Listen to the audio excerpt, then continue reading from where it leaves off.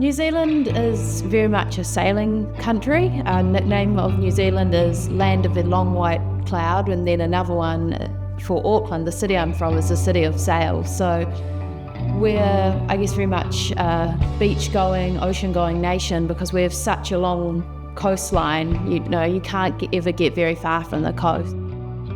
Being from New Zealand, we have quite a small population compared to the rest of the world. So when we go and compete internationally, it's quite special because you feel like you're the underdog and you're trying to beat the bigger nations and you feel like you're on the back foot. But here we fight really hard and more often than not, we do really well.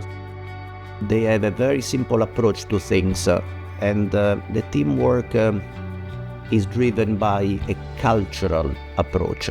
They trust each other a lot, and if you are not trusted, you're out of there. So it's a very selected team of people. There are no compromises, and everyone is really focused on one single objective, and that is proven very successful so far. The mindset of Team New Zealand is quite simple. They explore all options with an open mind, and they have at the same time very defined roles in a team where everyone is trusted in its role.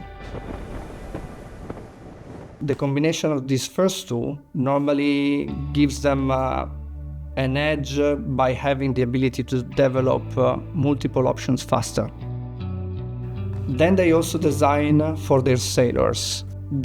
For example, they have Peter Burling, which is a very, very fine helmsman, and that let them design foil profiles that are more on the edge than anyone else, that are a little more risky. But because Peter has an extra ability in sailing with them, he has that skill, then they can afford to take this extra risk and go extra fast. But I think the main thing that makes Team New Zealand special is the people and the culture that we have here in the team. There's never been any lack of motivation in Team New Zealand, ever. And, just look around, people they love being here. Often hear about other teams saying, oh, we need to run more like a business. That's 100% no, it's not. It's not that. I suppose it is a bit of a Kiwi culture. You just own your department is what we say here. So if you need something, you get the guys around you and you make sure it's sorted to the 110%. I like that as a team. We all sit down at lunch together. There's no chiefs, there's no bottom people. Everyone's at the same level and everyone works as hard as they can to make sure the boat's ready.